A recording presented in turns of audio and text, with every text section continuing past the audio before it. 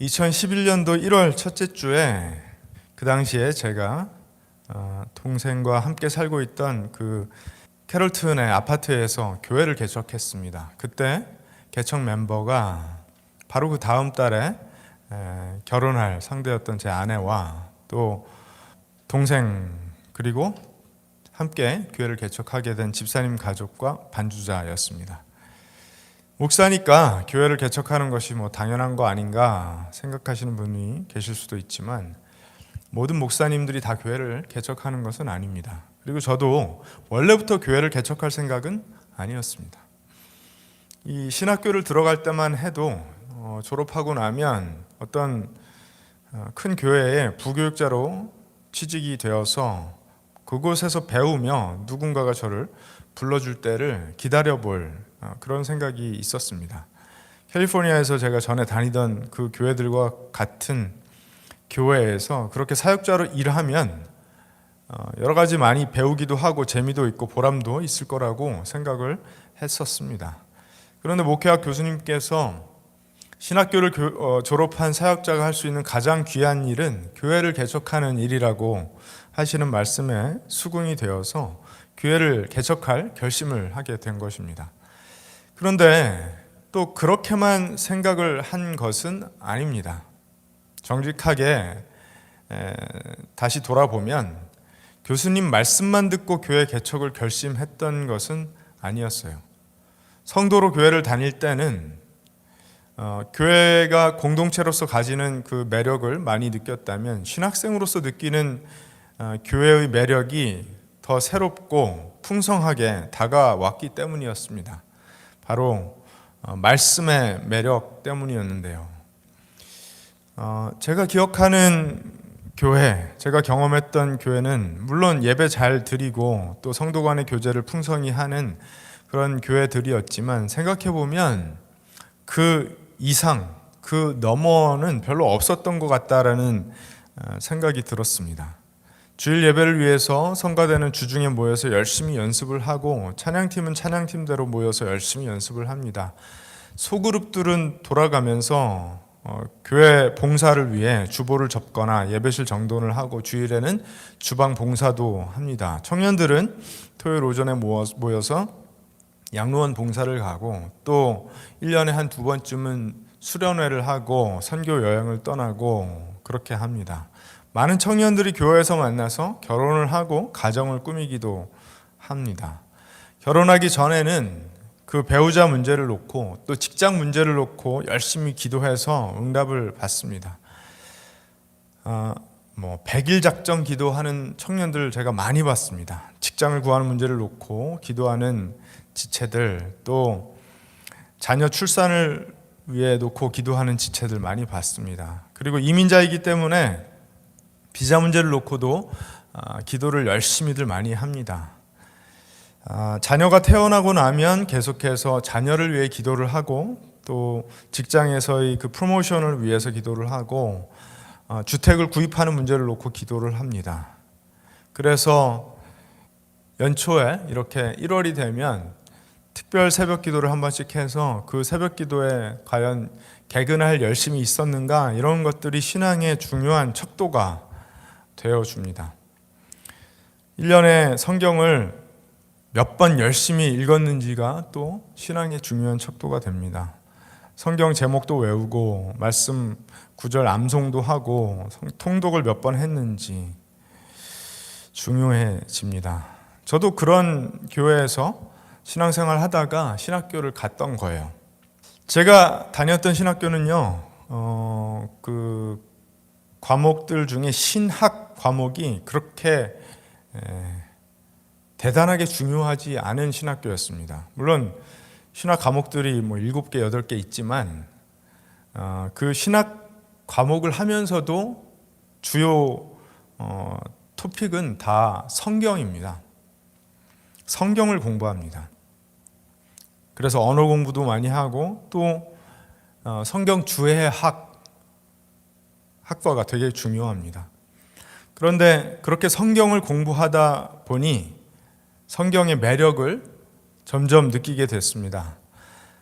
성경이 전하는 참 가치들이 어떤 것들인지를 사실 어떻게 보면 처음 알게 되었어요.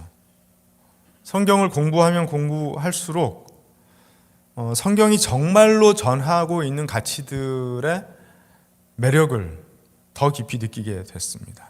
그래서 그 목회학 교수님이 신학생이 할 수 있는 가장 가치 있는 일이 교회 개척이라는 말씀을 들었을 때 그 말에 수긍도 됐지만 제가 배운 그 성경의 참 가치를 충실하게 전하고 증거하는 그런 교회를 개척하고 싶은 마음이 있었습니다.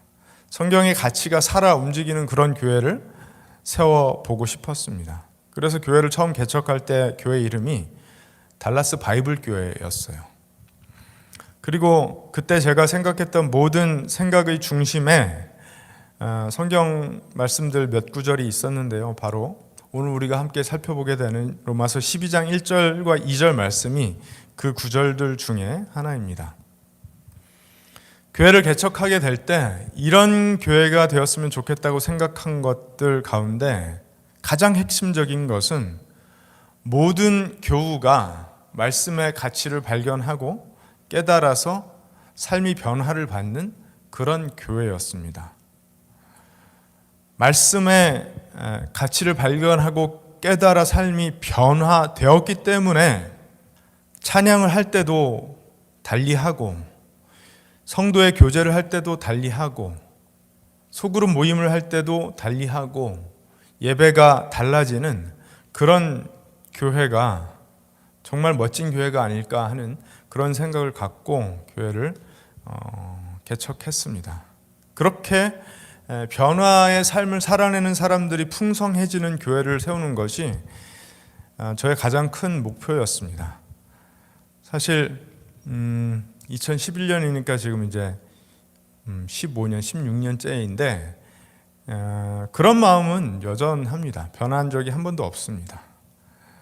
앞으로 이 사역이 어떻게 전개될지 아무도 모르고 하나님만 아시지만 그 마음의 소망만큼은 전혀 변하지 않고 계속해서 가지고 나갈 생각입니다. 그런 마음으로 오늘 여러분과 말씀을 나눌 텐데 이 로마서 12장 1절 2절 말씀 다시 한번 제가 읽어드리겠습니다. 형제 자매 여러분, 그러므로 나는 하나님의 자비하심을 힘입어 여러분에게 권합니다. 여러분의 몸을 하나님께서 기뻐하실 거룩한 산 제물로 드리십시오. 이것이 여러분이 드릴 합당한 예배입니다. 여러분은 이 시대의 풍조를 본받지 말고 마음을 새롭게 함으로 변화를 받아서 하나님의 선하시고 기뻐하시고 완전하신 뜻이 무엇인지를 분별하도록 하십시오. 아멘.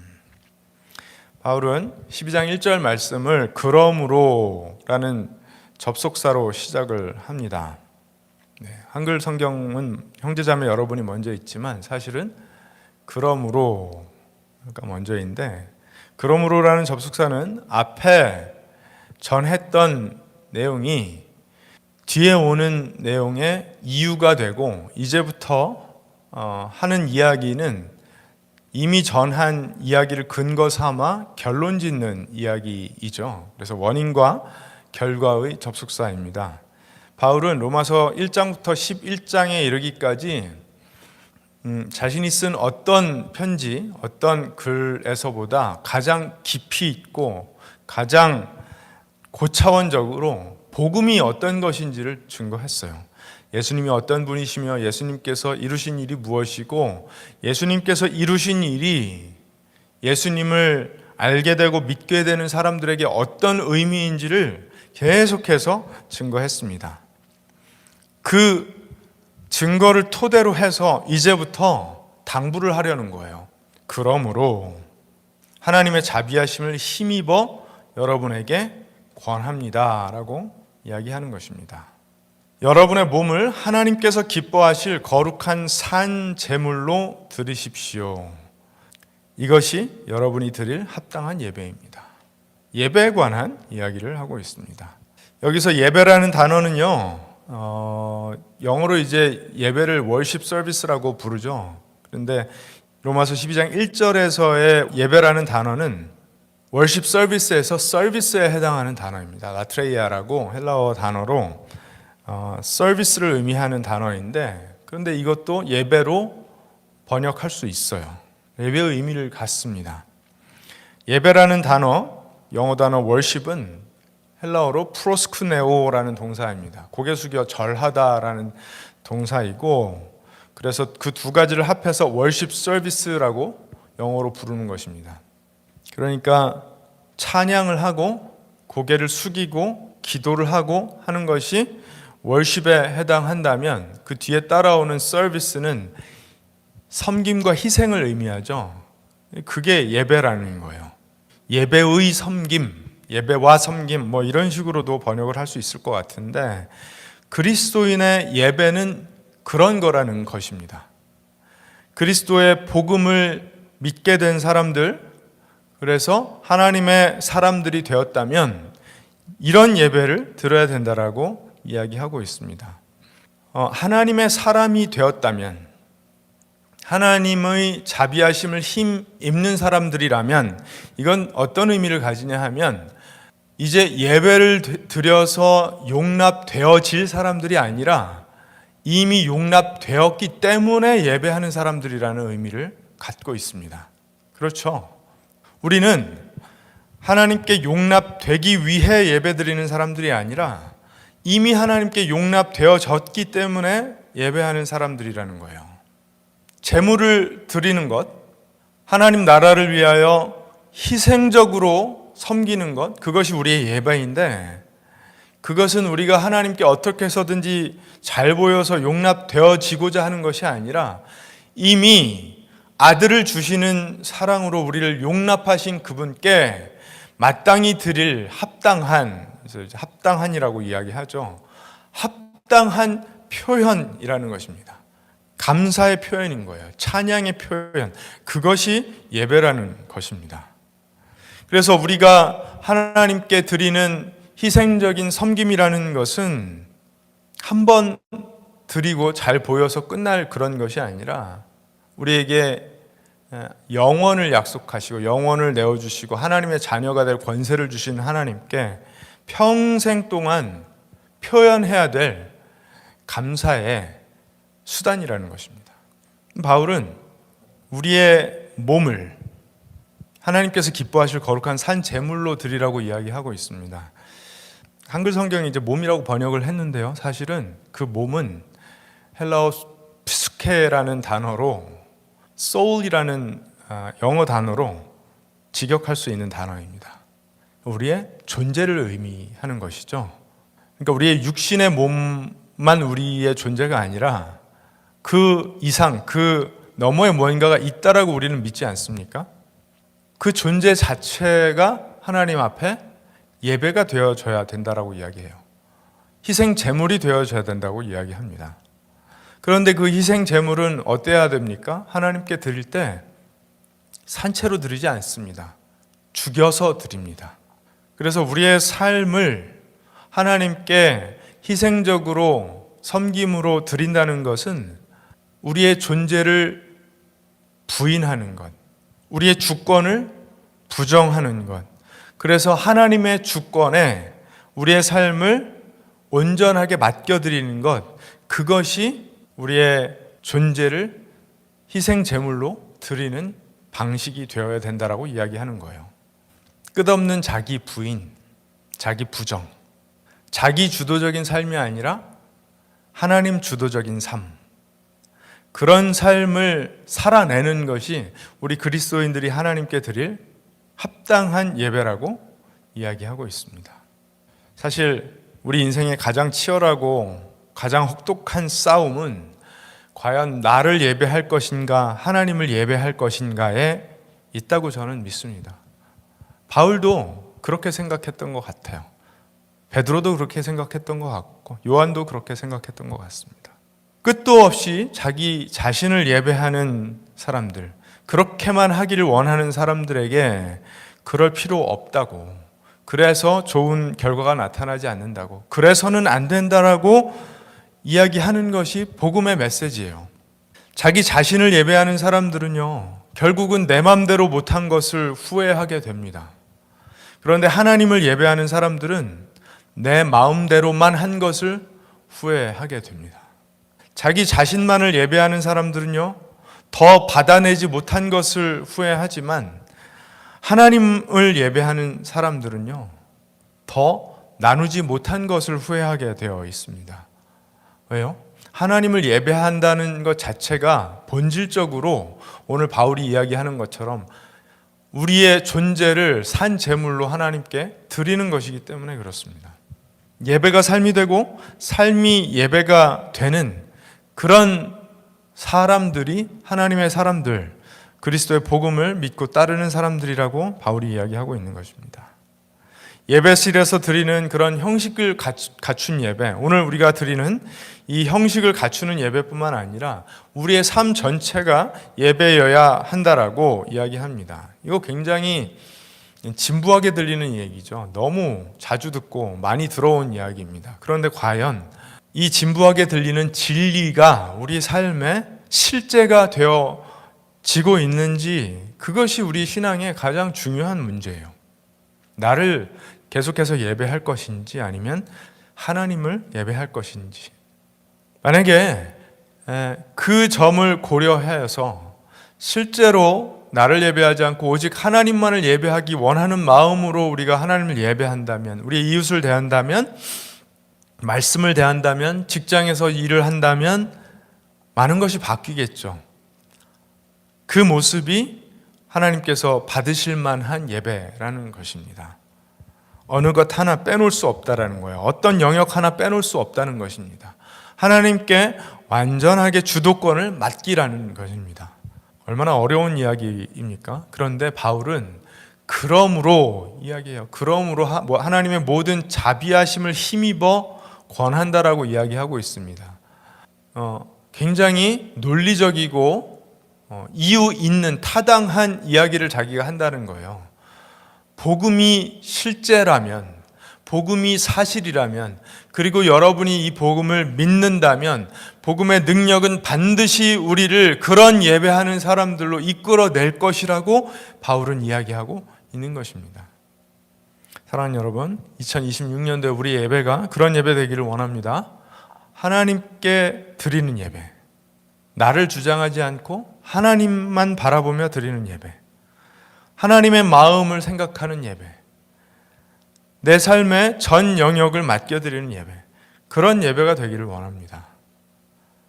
그리고 2026년도에 끝날 이야기가 아니라 이것은 우리가 평생을 통하여 하나님께 드려야 될 예배인 줄로 믿습니다.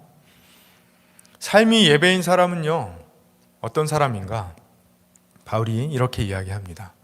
여러분은 이 시대의 풍조를 본받지 말고 이 시대 또는 이 세상, 이렇게 이야기할 수 있겠습니다. 풍조를 본받지 말고 마음을 새롭게 함으로 변화를 받아서 하나님의 선하시고 기뻐하시고 완전하신 뜻이 무엇인지를 분별하도록 하십시오. 본받지 말라는 이 표현, 영어로는 이제 do not be conformed라는 표현으로 번역이 되는데, 순응하지 말라는 거예요. 따라가지 말라는 거예요. 유행 따라가지 말라는 것입니다. 어떤 유행이요? 세상이 만들어내는 유행. 그런데 유행은 단순히 패션이 어떻고 음악이 어떻고 그런 차원의 풍조, 유행을 의미하는 것이 아니라 사탄이 그 배경, 그 뒤에 있어서 사람들의 마음을 간교하게 해집고 기만하고 파괴하고 망하게 하는 그 유행을 의미하는 거예요. 하나님의 뜻과 정반대편에 서 있는, 그리스도의 복음과 정반대편에 서 있는 그 영향권을 이야기하는 것입니다. 그런데 여러분, 그냥 상식적으로 우리가 생각해 보면 좋겠습니다. 사탄은 우리보다 멍청한가요? 아니요. 똑똑합니다. 힘도 있습니다. 자기 졸개들도 많습니다. 그렇다면 그 사탄이 우리로 하여금 하나님을 적대시하고 복음을 등한시하게 하는 그런 풍조, 유행을 만들어낼 때 대놓고 할까요? 우리의 귀에다 대고 예수 가짜야, 성경 그런 거 믿을 필요 없어, 뭐 이런 식으로 단순 무식하게 외칠까요? 아니요. 그런 거에 속아 넘어갈 사람은 별로 없습니다. 조금이라도 생각을 한다면 그런 전략에는 별로 넘어가지 않습니다. 그리고 그런 전략은 별로 영향력이 세지도 않습니다. 그런데 비슷하게, 복음 비슷하게 이것저것 섞어서 진리를 살짝살짝 왜곡해서, 그래서 우리에게 다가오면은요 꽤나 매력적이게 들리고 유혹적으로 들리게 됩니다. 그러면 그 풍조를 본받을지 말지를 내가 미처 결정하기도 전에 어느새 보면 우리는 그걸 따라가 있는 걸 보게 되는 거예요. 이거 무서운 이야기죠. 이 크리스찬들에게는요 아주 오랜 시간 동안 이것이 가장 큰 이슈예요. 세상의 풍조를, 시대의 풍조를 본받을 것인가, 본받지 않을 것인가. 그래서 역사적으로 보면 세상의 물결에 불순응했던 사람들이 있었고요, 그 세상으로부터 분리하기를 원했던 사람들이 있어요. 이건 도피가 될 수도 있고요, 철저한 분리가 될 수도 있습니다. 또 순응주의, 이런 게 있는데, 여러분 우리는 어떤 사람들이어야 될까요? 도피주의, 세상과 철저하게 분리해서 속세로 들어가 도피한 사람들이 되어야 될까요? 성경은 우리에게 그런 걸 가르치고 있는 것 같지 않습니다. 분리주의를 가르치지 않아요. 또 순응주의, 오늘 당장 우리가 본 말씀에만 봐도 본받지 말라고 했으니까 당연히 순응주의를 가르치지는 않습니다. 그러니까 우리는 세상 속으로 들어가서 분리되지는 말되 불순응하는 사람들이 되어야 돼요. 이스라엘 백성들이 가나안 땅에 정착해서 잘 살아냈으면 됐는데, 그 가나안 지역의 문화에, 시대의 풍조에 마음을 빼앗기는 바람에 사사기 말씀을 보면 굉장히 폭력적이고 잔인하고 야만적이고 음란하고 거짓과 술수가 난무한 그런 사람들이 되어 있는 것을 볼 수 있습니다. 암흑기를 보내야만 했습니다. 그렇다고 다시 그 속세를 떠나서 광야로 돌아갈 수도 없는 것이었어요. 우리가 살고 있는 세상에도 그런 문화, 그런 세태, 그런 풍조가 있습니다. 그런데 어떤 특정 풍조를 이건 복음을 반대하는 풍조다, 이렇게 특정 짓는 사람들이 많이 있는데요, 그게 그럴 것이 아닙니다.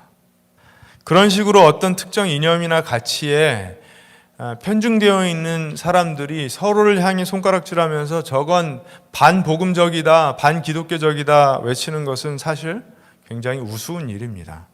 그럴 게 아니에요. 왜냐하면요, 복음이라는 가치는 어떤 특정 주의에 국한되어서 거기에 속해 있을 수가 없는, 그것과는 상대할 수도 없는 탁월하고 뛰어나고 크고 넓고 훨씬 더 깊은 그런 진리이잖아요. 그래서 우리는요 그걸 분별할 줄 알아야 돼요. 바울이 그렇게 이야기를 합니다. 마음을 새롭게 함으로 변화를 받아서 하나님의 선하시고 기뻐하시고 완전하신 뜻이 무엇인지를 분별하도록 하십시오. 분별하도록 하십시오. 여기서 분별하다라는 단어는요 헬라어로 도키마조라는 단어인데, 이것은 생각하다라는 동사의 변형이에요. 도케오라는 생각하다라는 동사의 변형인데, 이것은 test to prove라는 뜻을 갖고 있어요. 검증이라는 뜻입니다. 검증. 다른 말로 하면 그냥 머릿속에서 말씀이 이러니까 시대의 풍조는 이게 옳은 것이고 저게 그른 것이구나 생각해 보라는 뜻이 아니라, 그것도 해야 되지만 어떻게 해야 될까요? 마음을 새롭게 함으로 변화를 받아서라는 것은 복음이 우리에게 가르치는 그 진리에 완전히 매료되고 취해서 삶을 살아내다 보면 그 복음의 진리가 하나님의 뜻인지 아닌지, 내가 지금 하려는 일이 하나님의 뜻대로인지 아니면 나의 뜻대로인지, 하나님을 예배하는 일인지 나를 예배하는 일인지를 확인하게 된다라는 것입니다. 경험할 수 있게 된다라는 거예요. 그 경험을 통해 하나님의 말씀인 것을, 진리인 것을 확인하게 된다라는 이야기입니다. 검증이죠, 검증. 검증은 머릿속에서만 이루어지지 않습니다. 실증적으로, 실존적으로 확인하게 되는 이야기입니다.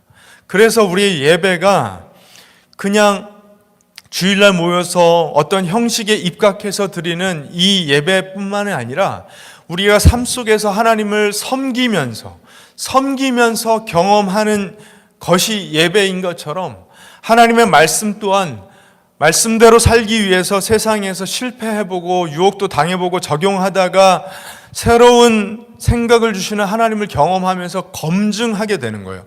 To test, to prove. 그러려면은요, 그 말씀에 취해 있어야 돼요. 성령에 취해 있어야 돼요. 마음이 변하는 것은 내가 결정한다고 되는 것이 아니라 내 마음이 성령께 압도당해서 말씀이 내 삶에 일하시도록 내어드리는 것을 의미하는 것입니다. 우리는 뭔가에 한번 푹 빠지기를 원하는 사람들이에요. 이 고뇌에 가득 차 있을 때는요, 음악에 푹 빠져보고 싶기도 하고 또 미술에 푹 빠져보고 싶기도 하고 어떤 취미로 하는 운동에 푹 빠져서 그거에 한번 몰두해보고 싶기도 하고 아주 쉽고 단순한 방법을 취하는 사람들은 술에 취하기도 하고 또 약물에 취하기도 하고 도박에 취하기도 하고 그래서 내가 경험하고 있는 이 실존적인 삶의 고뇌와 어려움들로부터 도피해 보기를 원합니다. 맘먹은 대로 일이 잘 풀리지 않을 때, 용기를 내야지만 용기가 나지 않을 때, 또 괴로운 일들을 잊어보려고 그렇게 합니다. 바울에게도 인생에 그런 어려움들이 있었거든요. 고난과 역경과 고뇌와 괴로움들이 분명히 있었는데 그는 계속해서 자기 자신을 쳐서 복종한다고 했어요. 무엇에요? 하나님의 뜻에. 성령께 마음을 맡겨드리고 성령께 마음의 변화를 경험하여서 자신을 쳐서 복종시킨다라고 바울은 이야기하는 사람입니다. 그렇게 할 수 있었던 것은요, 그가 언제나 하나님께 자신의 삶을 내어드리고 맡겨드리는 그런 사람이었기 때문에 그럴 거예요. 그걸 실존적으로 그가 경험했기 때문에 당시 1세기 로마 교인들이나 지금 이 예배를 드리는 우리에게 도전할 수 있는 것입니다. 여러분, 말씀대로 살면서 그 말씀이 여러분의 실존에, 여러분의 존재에 능력이 되고 힘이 되고 소망이 되는 진리인지를 확인해 보십시오. 그렇게 사는 것이 예배입니다. 이렇게 이야기하는 거예요. 해보라는 거예요. 복음을 통해 새 마음을 주시는 성령님을 경험해 보라는 것입니다. 복음을 상기시켜 주시는 성령님을 경험해 보라는 것입니다. 복음대로 살 수 있도록 힘을 주시는 성령님을 경험해 보라는 거예요. 복음대로 살도록 우리 옆에서 기도해 주시는 성령님을 경험해 보라는 것입니다. 그러면 하나님을 예배한다는 것이 어떤 것인지를 알 수 있게 된다라고 이야기해요. 여러분, 분별하지 못하면요 반드시 우리는 세상의 풍조에 이끌려 가게 되어 있습니다. 그러게 내가 그렇게 하고 싶어서 그렇게 하는 게 아니라 어느샌가 보면 그렇게 되어 있는 우리를 볼 수밖에 없는 그런 강력한 세상 속에 살고 있다는 것을 우리가 잊지 말아야 하겠습니다. 실험해 봐야 돼요. 실질적으로 이게 어떻게 이루어지는 것인지를 말씀을 붙잡고 씨름을 해봐야 됩니다. Existential experience, 실존적인 경험이 필요해요. 실존적인 경험. 그냥 머릿속에서 이렇게 하면 저렇게 되겠지 구상해보고 그냥 상상해보는 것에 그치는 것이 아니라 실존적인 경험을 해봐야 됩니다. 그래서 나의 능력만으로는 절대로 그렇게 할 수 없는 벽에 부딪혀 봐야 됩니다. 그리고 말씀대로 하려고 했을 때 암흑 같은 상황 속에서도 빛을 비춰주시는 하나님의 손길을 경험해 봐야 됩니다. 그게 실존적인 경험이죠.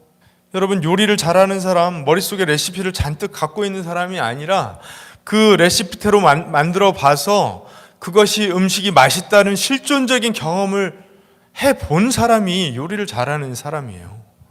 예수 그리스도께서 우리에게 주시는 인생 레시피는 로고스입니다. 말씀이라고도 하고요, 복음이라고도 해요. 이 레시피를 삶 속에 경험해서 그것을 능력 삼으라는 거예요. 말씀도 보고 기도도 해야 되지만 실존적으로 그 말씀대로 섬기면서 하나님 뜻에 우리의 인생을 맡겨드린 채 그 결과가 어떻게 될지 예상할 수 없는 순간에도 끝까지 한번 맡긴 채로 가보라는 것입니다. 그래야 알 수 있다라고 이야기하는 거예요. 그래야 세상의 풍조는 실패하는 것이고 하나님의 뜻은 성취되는 것이라는 것을 알게 된다라고 이야기하는 거예요. 잠언 16장 1절에 계획은 사람이 세우지만 결정은 주님께서 하신다라고 이야기합니다. 잠언 16장 33절에 보면 제비는 사람이 뽑지만 결정은 주님께서 하신다 이야기합니다. 결정은 다 하나님께서 하세요. 계획을 세워볼 수도 있고요, 제비를 뽑아볼 수도 있어요. 그런데 결정은 하나님께서 하세요. 결정을 하시는 주님을 믿는다라는 것은 나는 결정을 모른 채 간다라는 거예요. 우리는 그걸 뭐라고 부릅니까? 믿음이라고 부릅니다. 그래서 제가 인생 모토로 삼고 있는 말씀은요, 히브리서 11장 8절 말씀인데, 아브라함은 장래 기업으로 받을 땅에 나아갔을 때 갈 바를 알지 못하고 나아갔다라고 기록을 하고 있습니다. 아브라함이 부르심을 받아서 하나님께서 장래 기업으로 받을 땅을 약속해 주셨는데 거기가 어디인지 어디로 가야 되는지 그걸 모르고 그냥 갔다라고 성경이 기록하고 있거든요. 히브리서 기자는 그것을 믿음이라고 기록을 하고 있습니다. 여러분, 우리가 인생에서 어떤 결론이 날지, 어떤 결과물이 나타날지 알고 있나요? 젊었을 때는 그거 보이는 것 같죠. 그렇게 될 것 같죠. 그렇게 할 수 있을 것 같죠. 그런데 내가 생각하고 계획했던 것과 전혀 다른 방향과 모양으로 우리 인생이 빚어지는 것을 보면서 맞아, 하나님이 결정하시는 거구나. 점점 더 깨닫게 되지 않습니까? 성령께서 2026년도에 우리 마음을 새롭게 하셔서 새 마음에 담아주시는 그 하나님의 뜻은 우리가 읽는 이 성경의 말씀을 가지고 세상에 나아가서 섬김으로 살아내 보다 보면 확인하게 되는 줄로 믿습니다. 그 확인의 경험들이 많은 사람이 말씀을 풍성히 가지고 살아가는 사람들입니다. 하나님의 방법으로 삶의 모든 영역, 모든 측면을 살아냄으로써 하나님이 옳으시다라는 것을 경험적으로 알게 되기를 바울은 원하는 거예요. 알게 되라는 것입니다. 알게 되라는 거예요. 그래야 흔들리지 않는 힘을 갖게 된다는 것입니다. 부부관계, 자녀 양육의 문제, 경제 문제, 직장 생활의 문제, 비즈니스 운영의 문제, 학교 생활. 여러분, 이런 것들 한번 이런 결과물을 내야지 하고 생각하면 그대로 결과가 나타나는 일들입니까? 아니요. 인생을 살면서 그걸 2번, 3번, 4번, 5번 반복할 수 있는 일들이 사실은 아니에요. 자녀를 예를 들어서 10명을 낳고 키운다라고 하면 한 3명쯤 키워봤으니까 넷째부터는 쉬워지고 그런 것이 자녀 양육입니까? 아니요. 그렇지 않습니다. 각 사람은 다른데요. 아니, 직장생활 한번 해봤으니까 2번째, 3번째, 4번째, 5번째는 식은죽 먹기지 그렇게 되나요? 아니요. 그렇지 않습니다. 매 상황이 다르고요. 시대는 변해가고요. 나의 마음과 몸도 변해가고요. 모든 상황이 달라져요. 그래서 똑같지 않기 때문에 계속해서 어렵습니다. 그런 것들은요, 그런 일들은 단순히 성경을 몇 번 읽어봤다라고 해결되는 문제들이 아닙니다. 우리의 마음이 정말로 변화를 받고 변화받은 마음으로 살아봐야 어렴풋하게나마 조금씩 깨닫게 되는 그런 삶의 영역들이에요. 방해가 계속해서 있습니다. 사단은요, 똑같은 전략을 계속해서 취하지 않아요. 똑똑하거든요. 그래서 치열해져요. 싸워야 되는 것입니다. 성령께서 주시는 새 마음, 그 복음의 가치가 나의 가치가 되는 그런 새 마음을 받아서 실제로 그 마음이 움직이는 대로 살아보고, 믿음대로요, 계산대로 말고 믿음대로 살아보고, 그래서 성경의 가치가 진짜이고 참 능력이었다라는 사실을 경험하는 것이 세상 그 어떤 일보다 귀하고 기쁜 일이기 때문에 바울이 지금 이렇게 권하고 있습니다. 여러분, 사도 바울은 지금 우리에게는 신앙의 영웅이자 예수님담으로 위대한 인물이지만 바울 당시에 바울은 성공한 사람이었습니까? 아니요. 철저하게 실패한 사람이었어요. 철저하게 실패했어요. 교회 역사 속에 당대 사람들에게 그렇게 확실하게 각인되는 그런 인물이 아니었습니다. 오히려 더 큰 영향력을 가지고 사역했던 사람들은 야고보와 베드로이죠. 요한이죠. 바울은요, 잊혀져 가는 사람이었어요. 동역자들이 떠나는 사람들이었어요. 배신자들이 난무하는 그런 사역을 했어요. 점점 고통과 고난 속으로 들어가는 사역을 하다가 결국은 그렇게 죽어갔습니다. 무슨 성공을 한 사람이었겠습니까? 그런데 바울은요, 경험한 거예요. 말씀으로 살아보니까, 야, 세상에 이것처럼 가치 있는 일, 이것처럼 의미 있는 일, 하나님께 이것처럼 예배가 되는 일이 없구나 경험한 거예요. 그래서 로마에 있는 교인들에게 그렇게 도전하고 있는 것입니다. 아유, 그런 믿음으로 살면 당신처럼 그렇게 어렵게 살다가 그렇게 가는 거 아니에요? 뭐 그럴 수도 있지만 그렇게 되더라도 그렇게 하라는 것입니다. 왜요? 그게 하나님께서 기뻐하시면서 받으실 합당한 예배이기 때문에 그렇게 하라는 것입니다. 하나님은 나의 최고봉이라는 그 책으로 유명한 오스월드 챔버스라는 분이 있죠. 이분은 이제 스코틀랜드 출신의 바이블 칼리지 교장이었습니다. 그 1800년도 말과 1900년도 초에 영국을 비롯한 유럽과 또 나중에 이제 미국에서도 그랬지만 수많은 젊은이들이 선교사가 되겠다라고 결단을 많이 했습니다. 그래서 그들의 섬김 덕분에 뭐 대한민국 같은 나라들이 이제 복음을 접하게 되는 그런 아름다운 일들이 있었는데, 그런데 이 오스월드 챔버스는 계속해서 학생들에게 이런 질문을 던졌어요. 그 결단들이 정말로 하나님의 부르심인가, 아니면 그냥 신앙적으로 가장 가치 있어 보이는 삶을 내가 선택한 것인가 생각해 보라고 계속해서 도전했습니다.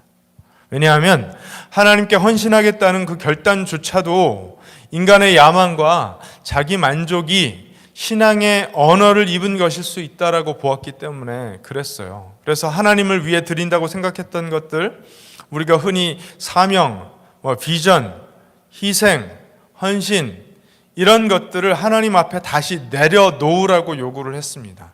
맞아요. 그렇게 해야 됩니다. 그런 것들 참 멋진 일이고 귀한 일들이지만 그거 하기 전에 뭘 해야 될까요? 하나님 안에 있어야죠. 그래서 이 오스월드 챔버스는요, 이렇게 생각했어요. 하나님은 우리의 최대치의 헌신을 원하시는 분이 아니라 우리의 전부를 요구하시는 분이라고 생각을 했습니다. 문제는 우리가 헌신을 드리면서도 여전히 인생의 주도권을 붙잡고 있는데 있다라고 이야기를 해요. 그래서 비전을 가지고 하나님 나라를 위해 내가 수고하고 헌신하겠다라고 결정을 하고 그 결정한 일을 나의 야망으로 삼고 하려는 사람들이 많이 있습니다. 저도 거기서 예외라고 할 수 없는 그런 사람입니다.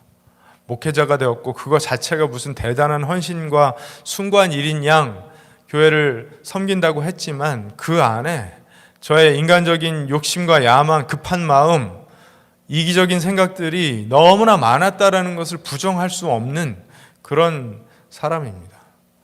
2026년도를 생각하면서 저는 그런 생각을 해요. 이 오스월드 챔버스가 이야기한 것처럼 하나님은 무엇을 할 수 있느냐고 묻지 않으시고 과연 내가 너의 주인이냐고 물으시는 하나님이신데, 그렇다면 그가 이야기하는 것처럼 나의 최고복은 과연 주님이신가? 내가 하나님께 드릴 수 있는 최선이 아니라 하나님 당신께서 나의 전부가 되는 그런 삶, 그런 예배를 하나님께 드려야 되지 않는가, 그런 생각을 합니다. 사랑하는 여러분, 진짜 변화, 진정한 변화는요, 하나님이 정말로 삶의 주인 되시는 변화입니다. 하나님이 정말로 우리의 예배의 유일한 대상이 되시는 그런 삶이 변화된 삶이라고 할 수 있습니다. 그래서 주인 되신 하나님께서 맡기시는 일, 주시는 환경, 보내시는 곳에서 그것이 어떤 모양이라도 계속해서 하나님을 주인으로 모시고 사는 것이 하나님께서 기뻐 받으시는 합당한 예배인 것입니다. 성령께서 주시는 새 마음을 가진 변화된 새로운 삶을 우리가 2026년도에 꼭 살았으면 좋겠습니다. 새 마음으로 변화를 받아서 여러분의 삶이 새로워지는 그런 은혜를 누리게 되시기를 우리 주님의 이름으로 축원드립니다.